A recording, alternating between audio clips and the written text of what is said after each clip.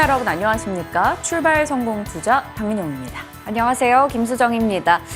간밤 미국 증시가 대통령의 날로 휴장한 가운데 유럽 증시는 보합권으로 마감을 지었습니다. 미국의 긴축에 대한 불안, 아시아 증시의 강세 속에서 뚜렷한 방향성을 찾지는 못하는 모습이었는데요. 한편 비트코인은 여전히 24,000달러대를 유지하는 모습을 나타냈는데 오늘 국내 증시는 과연 어떤 흐름을 나타낼지 또 기대가 됩니다. 네, 최근에 국내장은 대형주 대비해서 코스닥을 중심으로 한 중소형주의 강세가 좀 더 강하게 나옵니다. 이 말은 즉슨 추세적인 방향보다는 재료성 혹은 테마성 쪽에 조금은 더 초점이 맞춰져 있는 기분인데요. 그 안에서 투자 전략을 어떻게 짜가야 될지 함께 고민이 필요한 시점인 것 같습니다. 오늘 저희 시간 다양한 이슈 담은 만큼 같이 전략 챙겨보시죠. 자, 어제 국내장 어땠는지부터 복귀해 보겠습니다. 한판 정리 들어갑니다. 어제 코스피 코스닥 양시장 모두 다 올랐죠. 그런데 이 상승의 폭의 격차가 꽤 있습니다. 코스피는 0.16%, 코스닥은 2% 가까운 상승을 보여줬죠. 지금 코스피는 3주 연속해서 횡보 흐름을 기록하고 있습니다. 긴축에 대한 부담감을 계속적으로 안고 있다 보니까 많이 올랐던 대형주들 중심으로 차익 실현 매물이 어제장에 좀 나타났고요. 코스닥은 반면에 연중 고점을 경신합니다. 어제 코스닥 내에서 올라간 상승 종목 비율을 보면 전체에서 70% 정도 달하는 움직임이었죠. 재료와 수급 공백 그리고 시세 탄력성이 조금 있는 쪽으로 자금이 집중되고 있는데요. 실적이라던가 지금의 상황이 기업 내용 자체에 초점을 맞추기보다는 수급과 재료에 의해서 움직임을 이어간다는 건 결국에는 방향보다는 지금은 테마 쪽에 베팅하는 목소리가 더 많다라는 게 되겠습니다. 시장은 생각보다 강합니다. 긴축에 대한 부담감, CPI, PPI 이런 물가에 대한 부담감을 안고는 있습니다만 그래도 이 흐름은 단기 조정 이후에 올라갈 수 있다라고 보는 시각이 좀 더 많은 거죠. 그래서일까요? 외국인도 일단은 살짝 매도 규모를 내놓지만 그 매도 규모 자체가 좀 제한되고요. 선물 시장에서의 베팅도 단기 매매에 집중하면서 방향성 탐색에 나서고 있는 모습이 나타나고 있습니다. 자, 어제장에서 좀 강했던 섹터는 철강과 기계, 제약바이오, 주류, 그리고 여전한 AI였습니다.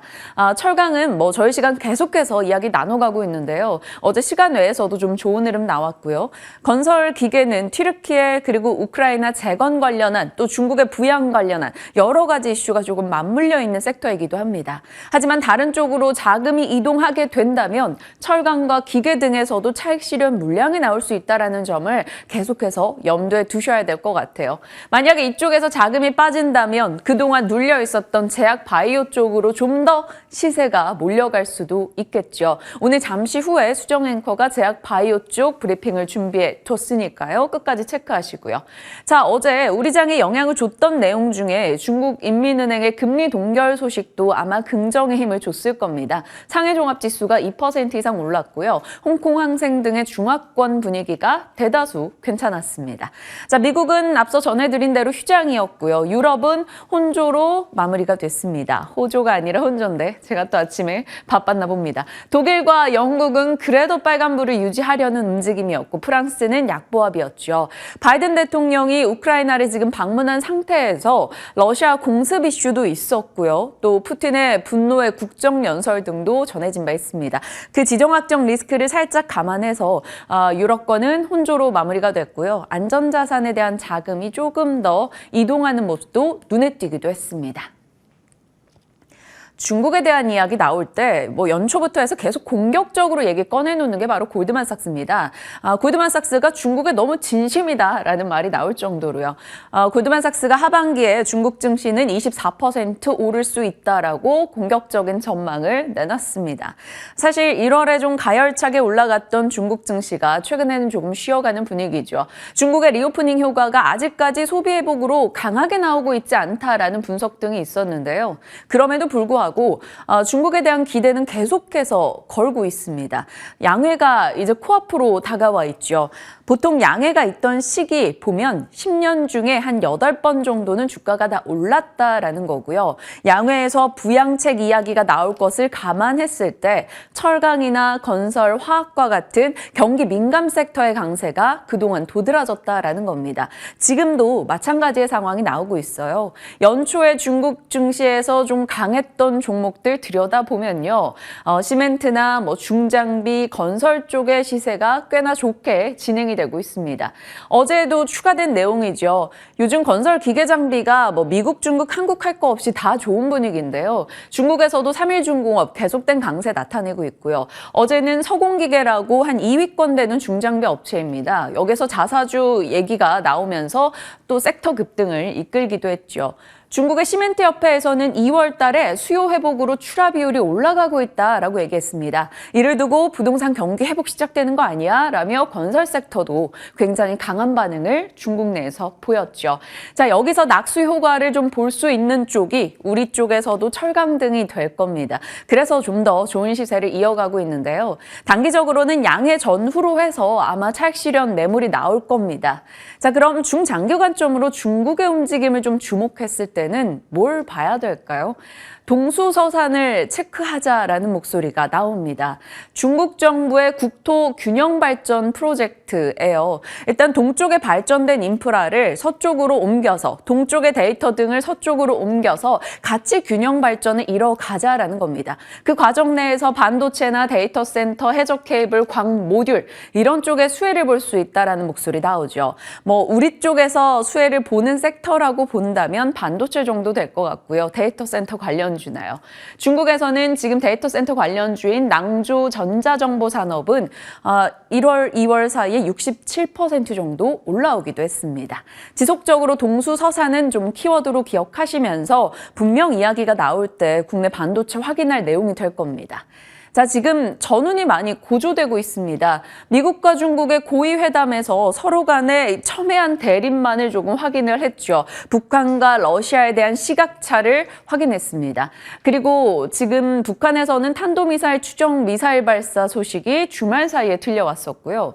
바이든 대통령이 우크라이나를 방문한 상황에서 흔들리지 않는 지지를 우크라이나에 보내겠다라며 군사적 지원 약속을 내놓기도 했죠. 지금 중국과 러시아가 서로 군사 협력의 낌새를 보이고 있습니다. 이것을 눈치챈 미국에서 견제의 움직임을 나타내는 움직임이고요. 이런 식으로 해서 세계는 서로 싸우고 있습니다. 세계 총 분쟁 건수를 보면요. 2019년 대비 2022년에 정말 확 늘어난 것을 확인할 수 있습니다. 서로 간의 목숨을 노리는 싸움들도 굉장히 많아지고 있고요. 그러다 보니까 주요국 중심의 국방비 증액 편성의 움직임이 올해 초 굉장히 강하게 나타난 걸 확인할 수 있습니다. 위험하니까 돈으로 국방비를 들여서 내 국가를 지키겠다라는 움직임이죠. 그런데 그 와중에도 좀 변화가 있어요. 과거보다 훨씬 더 첨단 기술이 집약된 군 구조가 형성되고 있다는 겁니다. 안티드론 등도 마찬가지일 거고요. 군 전술 통제 시스템 등도 분명히 첨단 기술이 더 접목이 될 겁니다. 그렇다면 그런 분야에서 좀 더 뛰어난 업체가 어디인가를 우리가 투자 아이디어로 계속 놔야겠죠.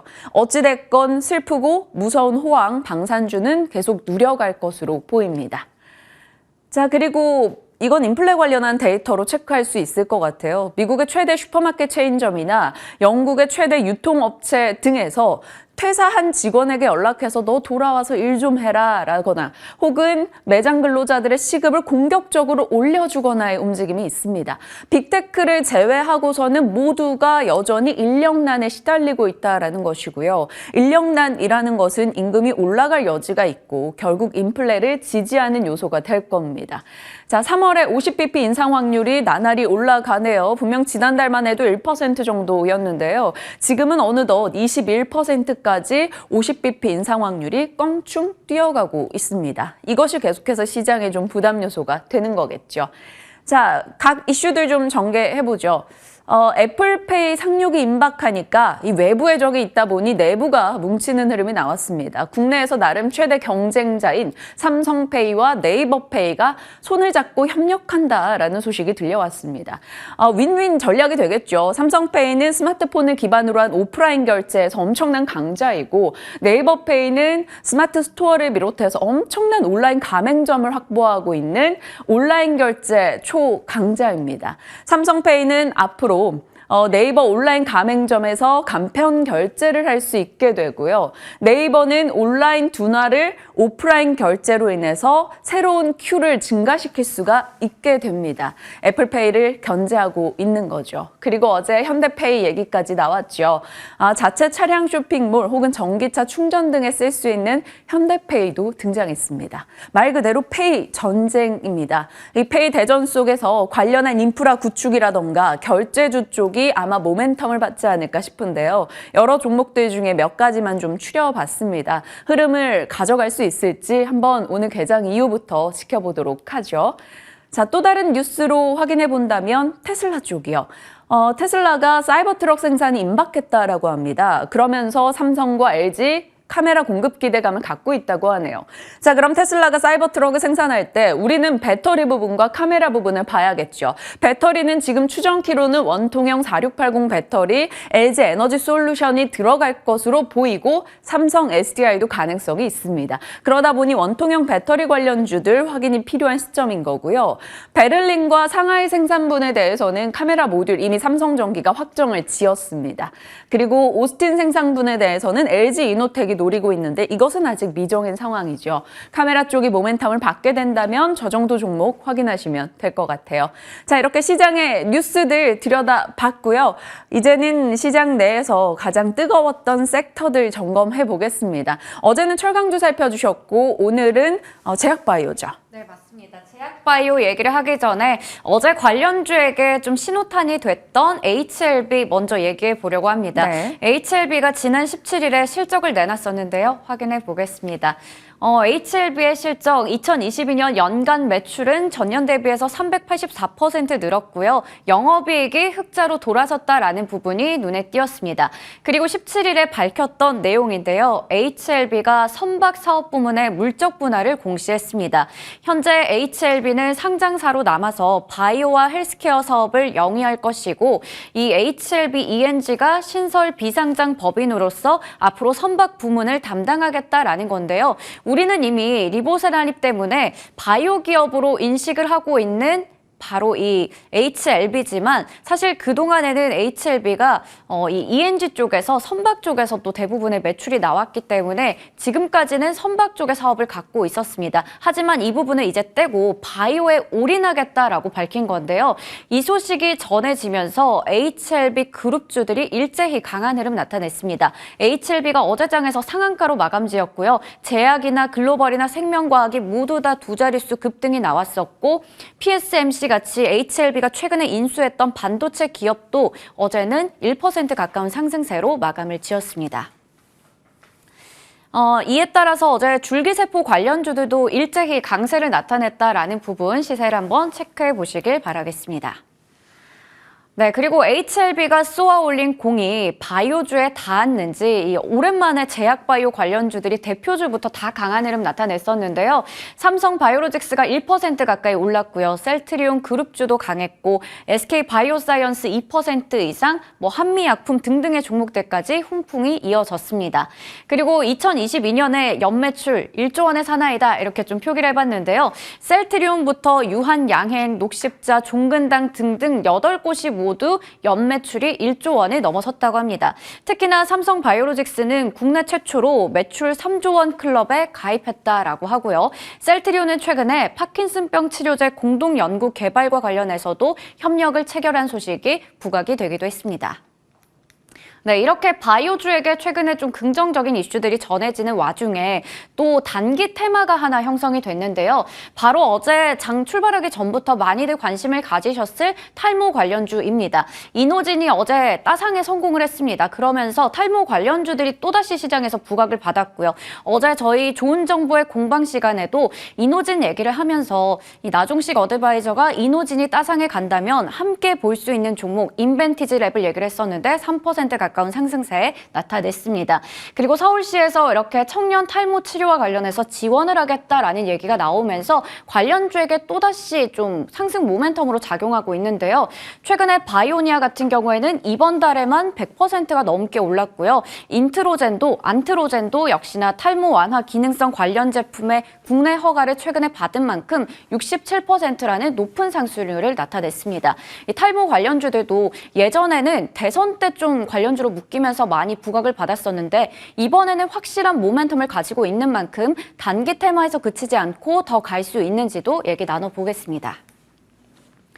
네, 최근 2년 동안 제약 바이오주는 말 그대로 어깨가 축 처져 있는 상황이었습니다. 뭐 이렇다 할 신약의 R&D 기대감도 없는 상황이었고 고금리 압박에 따라서 자금 조달에도 경고등이 켜졌었기 때문인데요. 보시는 것처럼 코스피 지수가 올해 들어서 10% 가까이, 코스닥 지수가 14% 가까이 오른 데 비해서 코스닥 제약 지수는 4% 정도 올랐습니다. 반면에 KRX 헬스케어 업종 지수는 1% 이상 하락한 상황이죠. 지금 보시는 것처럼 진하게 표시되어 있는 부분이 헬스케어 지수인데요. 이 부분이 지금 기존의 KRX 300보다 더 밑에 위치해 있고 코스닥 제약 지수도 코스닥 지수 대비해서 부진한 흐름을 그래프로도 확인할 수가 있습니다. 특히 우리가 올해 초에 좀 기대하고 있었던 JP모건 헬스케어 이후에도 제약주들의 흐름이 그리 좋지 않았다는 부분, 미국에서도 화이자라던가 관련주들 흐름이 그렇게 좋지 않았고 실적에 대한 전망도 어둡다라는 부분도 영향을 준 것 같습니다. 하지만 2023년에는 정말 많은 학회들이 있습니다. 보시는 것처럼 미국 암학회를 비롯해서 뭐 줄줄이 거의 매달 학회들이 이어지거든요. 관련한 모멘텀도 좀 체크해볼 부분 있는지 이야기 더 나눠보겠습니다. 제약 바이오주가 이번에는 좀 반등의 계절, 반등의 기회를 좀 잡을 수 있을지 기대를 하게 되는데요. 교보증권에서는 국내 제약 바이오 업종은 네 번째 업사이클 구간에 진입했을 가능성이 높다라고 얘기를 하고 있었습니다. 지금까지 이 제약 바이오 업종이 2015년과 2017년 말, 2020년 이렇게 세 번의 업사이클을 경험한 적이 있었는데요. 그때마다 공통점을 찾아본다면 이 업사이클 구간에서 초입은 항상 셀트리온이나 한미약품이나 메디톡스, 삼성바이오로직스 등등 주요 업종들이 이끌었다라는 부분이 되겠습니다. CMO 바이오시밀러 산업의 고성장에 대해서 투자자들의 믿음이 높았다라는 건데요. 관련해서도 이번에 과연 네 번째 업사이클에 들어갈 수 있을지, 그렇다면 우리가 어떤 종목들 눈여겨보면 좋을지 이야기 나눠보겠습니다. 네, 이번에는 가나 안 가나 좀 체크해 보려고 합니다. 제가 철강 관련해서 브리핑을 2월 16일과 2월 20일 이렇게 두 차례 전해드렸었는데요. 여전히 스틸데이다라는 얘기 드렸었죠. 철강 관련해서는 네 가지나 이렇게 상승 모멘텀이 가득한 상황에서 어제도 관련주들이 올랐습니다. KG 스틸 9%대로 그리고 이외에도 중소형주까지 모두 다 강한 흐름을 나타냈었는데요. 포스코 홀딩스는 어제 또 신고가를 썼더라고요. 정말 대단하다라는 생각도 들고요. 시간외 거래에서 하이스틸이나 금강철강이 또 상한가를 기록했습니다. 이 튀르키예 쪽에서 이제 나온 소식 때문에 유럽 철강 수요 증가에 대한 기대감이 여전히 작용하고 있는데요. 철강주에 대해서 저희가 또 이렇게 의견을 많이 받아봤었거든요. 2월 16일에 김민진 차장님께서 철광석의 가격 급등과 호황이 기대되지만 문제는 또 흡수해 줄 수 있는 수요와 원가 부담을 체크해야 되고 탑픽 종목으로는 포스코 홀딩스 얘기 주셨었습니다. 유창희 대표님과 김성훈 이사님 어제 출연하셔서 각각 철강주에 대해서 긍정적인 얘기 주시면서 역시나 토픽 종목으로는 포스코홀딩스 얘기를 주셨었는데요. 어제 또 신고가 기록한 만큼 철강주에 대한 추가적인 전략 들어보도록 하겠습니다. 두 번째 가나 안 가나 확인해 보겠습니다. 주류값이 오른다고 합니다. 소주값이 이제 6,000원까지 오를 수 있다. 맥주까지 합쳐서 소맥을 먹게 되면 12,000원이 된다. 이런 얘기도 있던데요. 관련해서 주류주들이 일제히 강한 흐름 나타냈습니다. 소주의 출고가 인상에 대한 압박도 있을 것이고 맥주는 지금 주세가 올라가고 있거든요. 이런 부분들이 주류주에게는 수익성 개선으로 이어질 수 있기 때문에 체크해 볼 필요가 있겠고요. 아직까지는 출고가 인상 여부에 대해서 발표를 하지 않았지만 과거 사례를 확인해 본다면 2월에는 소주, 3월에는 맥주에 대해서 작년에 판매가 인상이 나왔었기 때문에 이번에도 관련해서 내용이 나올 수 있을지 확인해 보도록 하겠습니다. 네, 내용들 살펴봤고요. 그에 대한 전략 챙겨보겠습니다. 로봇 관련주 전략이 있는데요. 지금부터 로봇 브리핑 시작해 보도록 하겠습니다. 인구 감소 이야기가 지속적으로 나오고 있죠. 대표적으로 중국을 살펴볼 수 있겠습니다. 1월 20일 방송 내용인데요. 중국이 60년 만에 인구 감소를 마주했다라는 거였습니다. 그러면서 이것은 중국의 경제 동력을 잃게 되는 것이기도 하고 결국엔 인건비가 올라가서 재화 가격이 올라가는 인플레를 야기할 수 있다라는 점도 짚어본 점 있습니다. 다시 한번 인구 문제가 좀 부각되고 있네요. 마오쩌둥 이후 처음으로 중국의 인구가 줄었다라는 뉴스가 어제 한 번 더 확인이 됐고요. 이를 상쇄하기 위해서 중국에서는 현금성 출산 지원책을 계속 내놓고 있습니다. 이런 이슈가 부각된다면 국내에서는 엔젤 테마, 저출산 관련주로 여겨지는 종목들이 테마성 움직임을 나올 수 있을 거고요. 어찌됐건 이건 장기적으로 봤을 때는 중국 입장에선 해결해야 되는 문제입니다. 저출산도 극복을 해 가야겠지만 인구 구조상에서 오는 산업적인 이 부재도 체크를 해야겠죠. 그래서 중국은 계속해서 로봇과 자동화 쪽에 좀 더 속력을 내는 움직임이 나오고 있습니다. 비단 중국만의 문제는 아니죠. 우리도 그렇습니다. 고급 산업용 로봇을 도입하면서 세계 각국은 인건비 절감을 빠르게 실감하고 있죠. 가장 먼저 식품을 제조하는 쪽에서 그 인건비 절감을 느끼다 보니까 많이들 접하셨다시피 치킨 튀기는 로봇 이런 이야기 계속적으로 나오고 있는 겁니다. 자, 이것은 모든 산업에 좀 속한다라고 볼 수 있어요. 전기차 시장이 성장하는 것에 많이들 베팅을 하시는데 전기차 성장은 결국엔 로봇의 시장 성장과 이어진다라는 겁니다.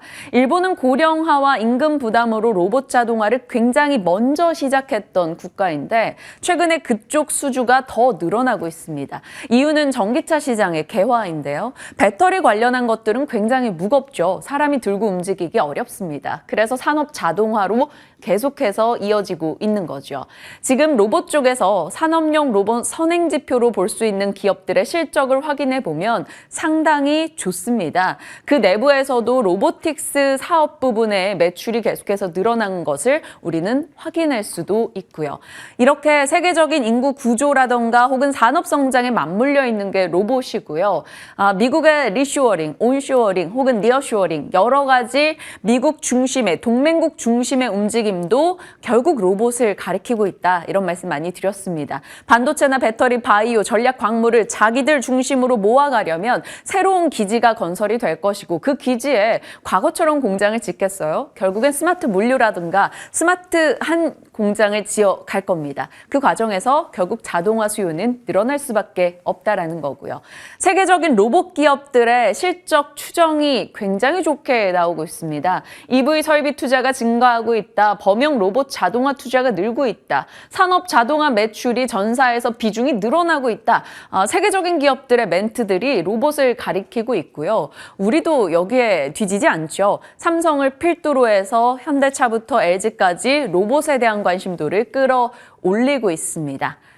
대표적인 게 삼성이 되겠죠. 1월에 로봇주 시세를 이끌었던 게 바로 삼성이니까요. 작년부터 삼성의 로봇 사랑에 대해서는 추적하며 이슈를 전하고 있는데요. 인플레와 구인난 속에서 로봇과 자동화는 일시적인 테마가 아니며 삼성은 올해 안에 시니어 케어 특화 로봇을 출시하겠다라고 이야기를 꺼내놨었죠. 그리고 1월 달 로봇 랠리를 촉발시켰던 레인보우 로보틱스 투자 등의 이슈도 있었습니다.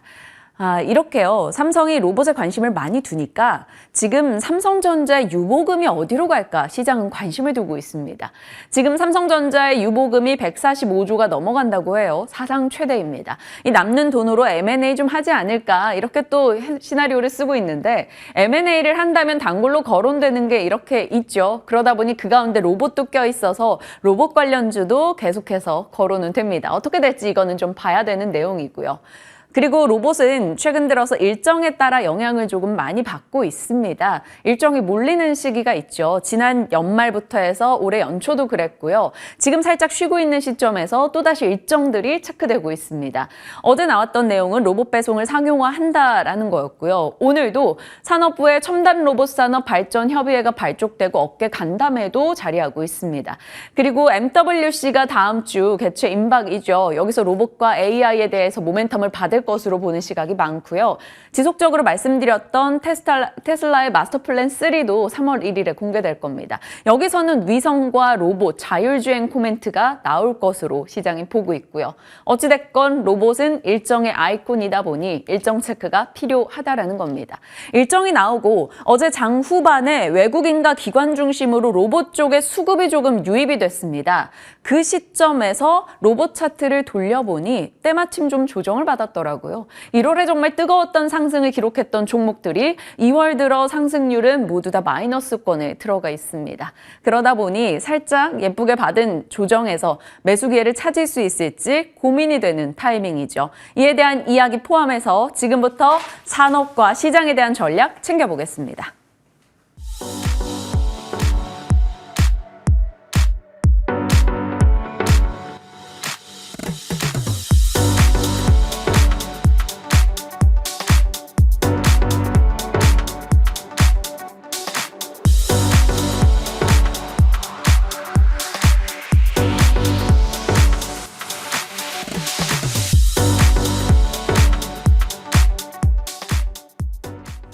시장에 대한 전략 챙겨보겠습니다. 김민진 차장님 자리하셨습니다. 어서 오세요. 안녕하세요. 네, 안녕하십니까. 시장이요. 강한데요. 네. 코스닥 중심으로 강해요. 네. 코스피는 이렇게 좀 횡보하고 코스닥은 난리예요. 이거 어떻게 해석해야 돼요? 네, 코스피는 지금 한 달여간 굉장히 좁은 박스권 사이에 등락을 거듭하고 있고요. 반면 코스닥 같은 경우는 최근 한 1주 정도의 주가 흐름을 살펴보게 되면 사실 오르고 빠지지만은 한 2달여간의 주가 흐름을 살펴보게 되면 우상향 추세를 이어가고 있습니다. 네. 가장 큰 이유는요. 결국은 이제 지금 시장이 위험자산 선호 현상이 집중되고 있는 상황 속에서 코스피 같은 경우는 제약 요인이 있죠. 지금 환율이 올라서고 있다는 부담감이 있습니다. 그러다 보니까 결국은 이제 시가총액 최상단권에서 반도체라든지 이런 쪽이 좀 멈추는 상황 속에서 주가가 움직이지 못하고 있다라고 한다면은 위험자산 선호 현상에 대한 흐름과 함께 결국은 종목별 대응 장세가 이어지고 있고 그 종목별 대응 장세가 코스닥 시가총액 상단권에 놓여져 있는 바이오라든지 아니면 2차전지, 컨텐츠, 엔터 이런 쪽에 집중이 되면서 코스닥을 밀어올리는 힘들이 나타나고 있기 때문에 전반적으로 환율에 대한 안정화가 다시 나타나기 전까지는 코스닥 혹은 종목별로의 장세가 이어질 가능성이 높다라는 시장의 흐름을 좀 판단해 봐야 될 것 같습니다. 네. 그러다 보니까 저희가 재료나 뭐 테마 뉴스에 좀 더 집착하게 되는데 어제 네. 많이 나온 뉴스 중에 하나가 페이가 붙어 있었단 말이죠. 삼성과 네이버가 뭐 손을 잡았다, 현대페이다, 애플페이 상용 앞뒀다 여러 가지 페이가 들려왔는데 네. 전자결제주 모멘텀 받을까요? 아니면 뭐 보안 쪽을 봐야 될지 아니면 페이 관련한 인프라주가 또 숨은 게 있을지 궁금해요. 냉정하게 얘기해서 이제 페이 관련주라는 것은요. 결국 결제액이 늘어나야지 실적이 좋아지는 구조를 가져가겠죠. 네. 그런데 이 결제액이라는 것은 사실은 이제 경기 상황과 매우 밀접합니다. 냉정하게 얘기해서 올해 어마어마하게 결제액이 늘어난다 이렇게 예상하기에는 어렵겠죠. 물론 이제 애플페이의 상륙과 함께 가장 먼저 발을 닿았던 뭐 현대카드라든지 이런 쪽들이 모멘텀이 될 수 있겠지만 아쉽게도 비상장사입니다. 그러다 보니까 이게 진정으로 애플페이의 이슈와 함께 사실은 관련주의 움직임들 혹은 결제주들의 움직임이 나타나는 것이 맞느냐에 대한 고민이 좀 필요할 것 같다는 생각이 들고요.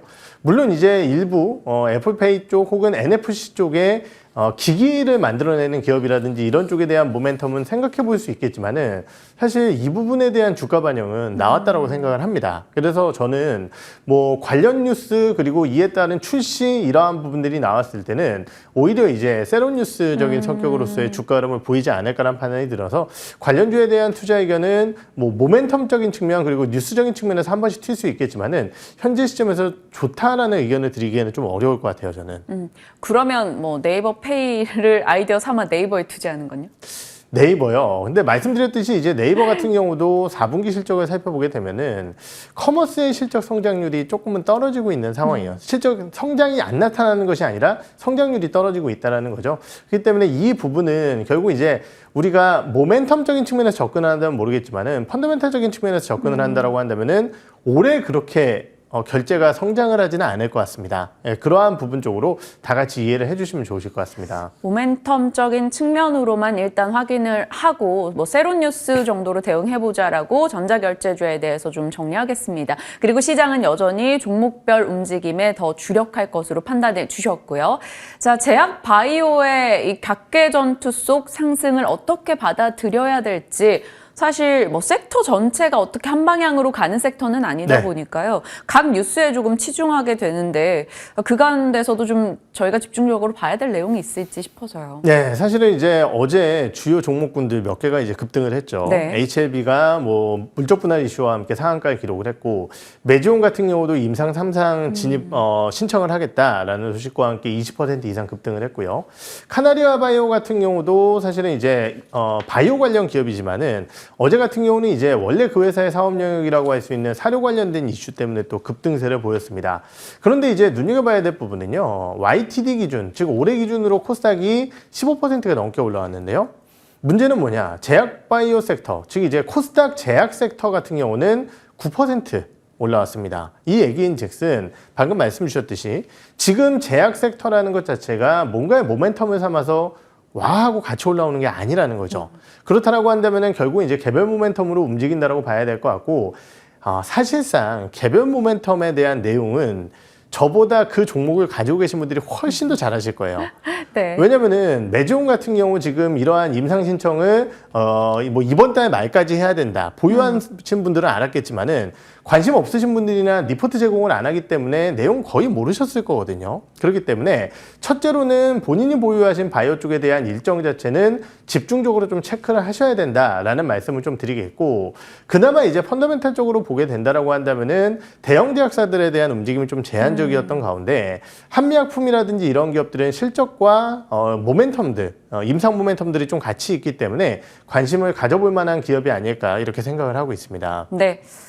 각계전투 속에서 개별 일정들을 좀 잘 체크하며 대응하자라고 보유자분들을 위한 코멘트였고요. 대형주 내에서는 펀더멘탈 측면에서 메리트는 한미약품 정도는 찾아볼 수 있겠다라고 판단 내려주셨어요. 자, 다음 이슈 갑니다. 로봇주가 어제 장 후반에 수급이 조금 들어왔고요. 신성장 4.0, 어제 또 산업적인 정책 측면의 지원 뉴스도 살짝 언급이 됐습니다. 이것은 뭐 비단 로봇만이 문제가 아니고요. MWC도 있고 뭐 AI, 로봇 이런 쪽에 관심이 집중하는 시기인데 하나씩 볼게요. 로봇 좀 봐주세요. 로봇 괜찮지 않나요, 지금? 우선 가장 중요한 부분이 이제 많이 올랐다는 부담감이겠죠. 방금 말씀 주셨듯이 연초 시장 상승을 이끈 것은 로봇주가 분명합니다. 네. 하지만은 그 상승을 계속 이끌어 나갈 수 있을 정도의 폭발적인 실적을 만들어낼 수 있을 것이냐가 상당히 부담스럽다라고 말씀을 드렸던 것 같고, 어제 로봇 쪽에서 그나마 주가가 아직까지 버티고 있고 어제 급등을 보였던 SBB테크 8% 이상 급등세를 보였었는데요. 이 기업 올해 예상 영업이익 뭐 증거사들마다 다르겠지만은 BEP에서 3억 정도 추정하고 있습니다. 그런데 주가 이렇게 많이 올라왔다는 거죠. 근데 로봇이나 AI는 지금 그 실적과 무관하게 약간 미래를 위해서 가는 거잖아요. 그렇죠. 해당 기업들 같은 경우는 실적으로 접근이 안 된다는 거죠. 그러면은 우리가 뭘 봐야 되느냐? 실적으로 접근이 안 되는 종목군들을. 그 종목군들 같은 경우는 결국은 수급 이슈와 기술적 흐름밖에는 없다라는 네. 내용일 것 같고요. 그러다 보니까 결국은 이제 이것은 예측의 전략이 아니라 대응의 전략이 되고 있습니다. 왜냐면은 대부분의 로봇주나 AI 관련주들이 신고가 영역 혹은 일정 부분 조정이 나온 상황 속에서 조정이 끝난 뒤에 반등세를 봐야 된다라는 거죠. 그래서 관련주들에 대한 투자 타이밍을 뭐 당장에 10% 조정이 나왔으니까 사야 된다 이렇게 말씀을 드리는 것이 아니라 장중 시점에서 거래가 터지면서 매기가 좀 쏠릴 때 이러한 부분들에 따른 기술적 전략을 추천을 드리겠고요. 관련 종목군들 같은 경우는 이제 펀더멘탈의 영역을 좀 넘어섰기 때문에 관련 내용을 좀 말씀드리기에는 어려운 부분이 있을 것 같다라고 좀 평가를 하고 있습니다. 그럼 로봇 내에서 뭐 타이밍상에 뭐 거래가 실리고 올라간다면 대장격을 해줄 종목으로는 뭘 보고 계세요? 결국은 아까 말씀드렸던 SBB테크가 좋은 흐름이지만은 또 하나 아쉬운 종목이 사실은 이제 감속기라든지 이런 쪽을 하고 있는 SPG. 맞아요. 같은 경우는 상대적으로 좀 주가가 부진했어요. 그러다 보니까 SBB테크 주가의 급등과 함께 SPG 같은 경우도 좀 따라갈 수 있지 않을까 이렇게 생각을 하고 있습니다. 네, 알겠습니다. 로봇 쪽 살펴주셨고요. AI도 살짝 코멘트 하나만 부탁드릴게요. 왜냐면 민진스픽에 셀바스 AI가 있잖아요. 최고가 기준 수익률 53%입니다. AI 쪽도 어찌됐건 이슈는 계속 나오고 있는 상황인데 대응 어떻게 하세요? 네, 지금 뭐 워낙 급등세를 또 보였고 부담스러운 가격대에서 또 치고 올라가는 AI 관련주기 때문에 이러한 부분들에 대한 기대감이 반영이 되는 것 같은데 저희 의견은 마찬가지입니다. 내가 어느 정도의 목표가를 산정을 하고 그 가격대가 충분히 수익 났다라고 생각을 한다면은 지금 자리는 줄여야 될 자리가 분명하다라는 점을 말씀을 드리기 때문에 현 시점에서는 뭐 매수 전략 자체를 말씀드리기는 어려울 것 같고요. 비중 축소 의견 드리겠습니다. 알겠습니다. 자, 이제 민진스픽으로 넘어가겠습니다. 키워드가 많은 분들이 하실 만한 그거네요. 위믹스 재상장, 블록체인 게임사 기대감 확대. 위믹스 쪽으로 보시나요? 아니면 아예 다른 사를 보시나요? 네, 저는 상대적으로 좀 주가가 덜 올라온 컴투스를 골라봤고요. 네. 제가 정말 오늘 종목 고르느라고 정말 힘들었는데 대다수의 종목군들이 이제 주가가 좀 많이 반영이 돼 있다 맞아요. 보니까 부담감이 느껴지더라고요. 물론 이제 가는 종목이 더 가는 시장이기 때문에 이러한 부분들을 무시할 수 없겠지만은 낙폭과대주 쪽에서의 순환매도 한 번씩 나타날 가능성이 있다는 측면입니다. 최근 이제 블록체인 쪽, 암호화폐 쪽의 가격 상승과 함께 이러한 부분들이 저점을 찍었다는 인식들이 나오고 있고요. 거기에 더해서 AI라든지 기술적 요소들이 메타버스의 활용도를 확대시키고 있습니다.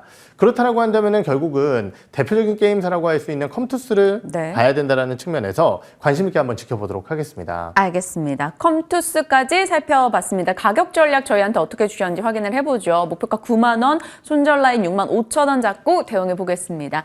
시장에 대한 전략 오늘 김민진 차장과 함께했네요. 고맙습니다. 네.